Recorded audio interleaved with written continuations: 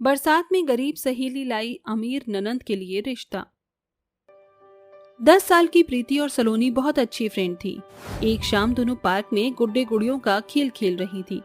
तभी गरीब सहेली सलोनी कहती है, प्रीति, ये गुड्डा गुड़िया का खेल खेलने में कितना मजा आता है ना। मैं तो सोच रही हूँ जैसे बड़े लोग होते हैं ना, अपनी दोस्ती को रिश्तेदारी में बना लेते हैं। मैं भी सोच रही हूँ कि तू मेरी बहुत अच्छी सहेली है, हम भी अपनी दोस्ती को रिश्तेदारी में बदलें। हाँ हाँ जरूर, मैं भी यही चाहती हूँ कि हमारी दोस्ती रिश्तेदारी में बदल जाए। उसके बाद हम साथ में और कितना मजा करेंगे। हाँ यार, हमारी दोस्ती जब रिश्तेदारी में बदल जाएगी ना तो हम बहुत मजे करेंगे। फिलहाल अंधेरा हो गया है, अगर तू जल्दी अपने घर नहीं गई तो आंटी मुझे तो डांटेंगी और तुझे भी डांटेंगी।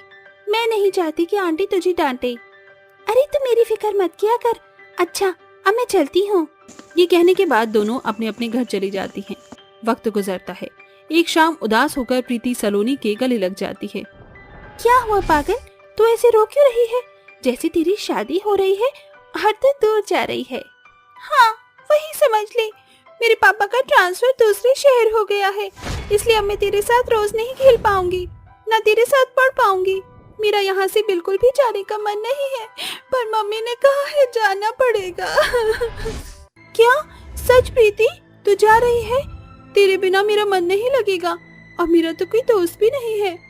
तू ही मुझे बहुत प्यार करती है, मेरा ख्याल रखती है।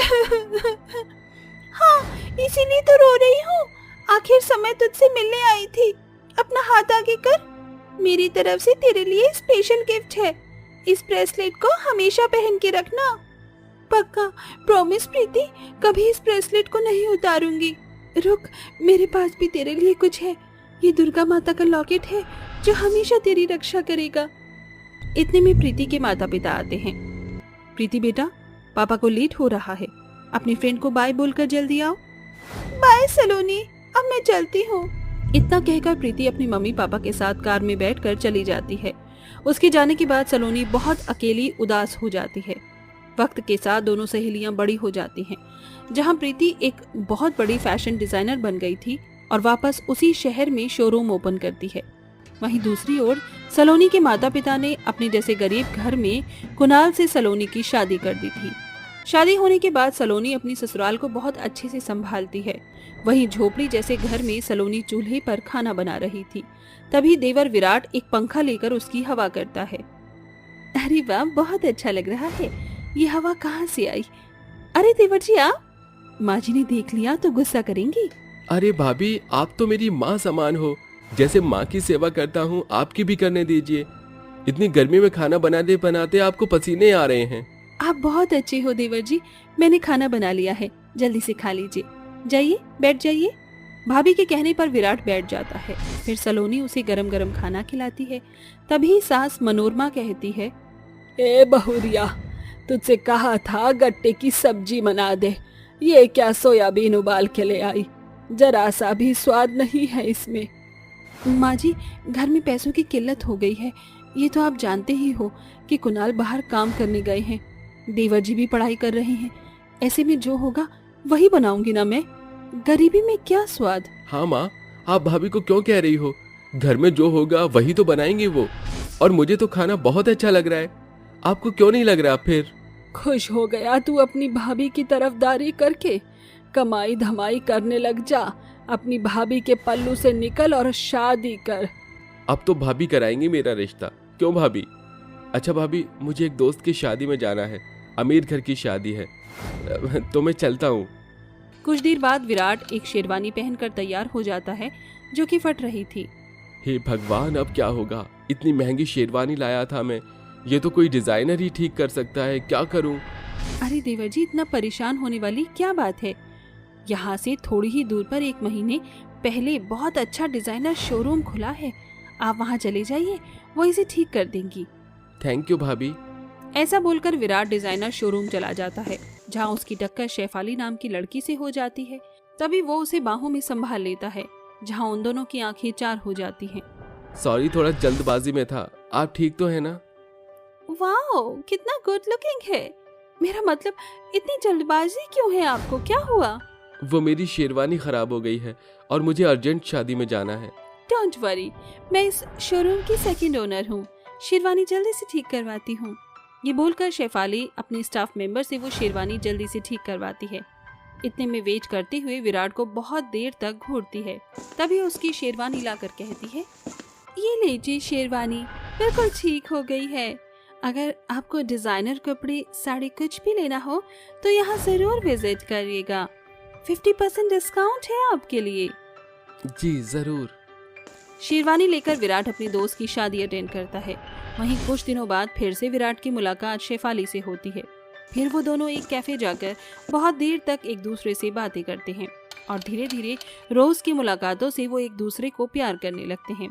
दूसरी ओर तेज बरसात से उनके घर की झोपड़ी में पानी टपकने लगता है, जिससे उनका रहना मुश्किल हो जाता है। सलोनी घर में झाड़ू मारकर पानी निकालती है और विराट भी उसकी मदद करता है। अरे दीवा जी, आप मेरी मदद मत करिए, मैं खुद कर लूंगी।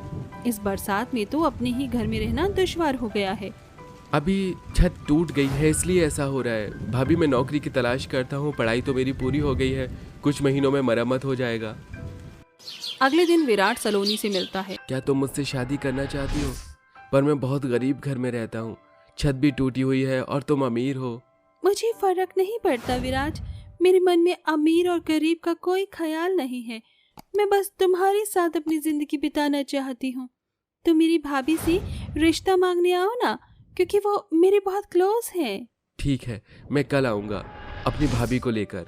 कुछ देर बाद दोनों अपनी भाभी से अपने रिश्ते की बात करते हैं। फिर शेफाली की भाभी प्रीति, जो कि उसकी सहेली थी और अमीरी का घमंड भी था, बारिश में ही कार में बैठकर विराट के घर पहुंचती है और बाहर से ही उनके घर की परिस्थिति भांपकर वापस लौट आती है। शेफाली, ये सब क्या है? इतनी अमीर होकर इतने गरीब घर में जाओगी? मैं गई थी वहाँ, उसके घर में टूटी फूटी छत है जिसमें बरसात से पानी निकलता है। How do you live in that house? भाभी, मैं विराट से बहुत प्यार करती हूँ, आप उसके घर को मत देखिए। 4 पैसे विराट कमा लेगा तो वो घर बाद में मरम्मत हो जाएगा। उसने मुझे सब बताया है। कल उसकी भाभी आपसे मिलने आ रही है, प्लीज मान जाइए। बिना जवाब दिए प्रीति अपने रूम में चली जाती है। अगले दिन भरी बरसात में कीचड़ के पांव लेकर विराट, मनोरमा और सलोनी वहां आते हैं। बचपन के बाद दोनों सहेली अब रूबरू होती हैं, इसलिए वो एक दूसरे को पहचानती नहीं थी। नमस्ते माँ जी, आइए। नमस्ते बेटा। ओह, तो ये है विराट और उसकी भाभी। देखो हमारा घर कितना बड़ा है, शानो शौकत देखो और अपनी औकात देखो। देखिए, आप समझने की कोशिश कीजिए। विराट की बहुत अच्छी जगह जॉब लग गई है और हम उसे अपनी पलकों पर बिठा कर रखेंगे। शेफाली को किसी चीज की कमी नहीं होगी। अच्छा, 1 मिनट, ये तो मेरा ब्रेसलेट है जो मैंने सलोनी को दिया था। ये तुम्हारे हाथ में क्या कर रहा है? चोरी किया है कहीं से तुमने क्या? ये आप क्या बोल रही हो? ये मेरी बचपन की सहेली प्रीति का है जो आज तक नहीं उतारा। प्रीति का मतलब मेरा तो सलोनी है ना? तो सलोनी है ना? देख, मैंने भी तेरा लॉकेट आज तक कभी नहीं उतारा। प्रीति, तू मेरी दोस्त इतने सालों का, पता है मैंने तुझे कितना याद किया। ऐसा कहकर दोनों एक दूसरे के गले लगकर बहुत रोती हैं। किसी को कुछ समझ नहीं आता। फिर दोनों सहेलियां सबको अपने बचपन की बात बताती हैं। अच्छा, तो ये बात है, तुम दोनों बचपन की सहेलियां हो। हाँ माँ जी, आप सब और सलोनी, तू मुझे माफ कर दे जो मैंने इतना गलत बोला, लेकिन आज हमारे बचपन की बात पूरी हो जाएगी। हमारी दोस्ती रिश्तेदारी में बदल जाएगी। बिल्कुल सही कहा तूने। चलो अब इन दोनों की शादी की तैयारी करते हैं। इसके बाद दोनों सहेलियां एक दूसरे के साथ खूब देर तक गप्पे लड़ाती हैं। फिर शुभ मुहूर्त देखकर अगले महीने गरीब सहेली के देवर की शादी अमीर ननंद से खुशी खुशी हो जाती है और प्रीति कुछ पैसे देकर अपनी गरीब सहेली के घर की मरम्मत करा देती है।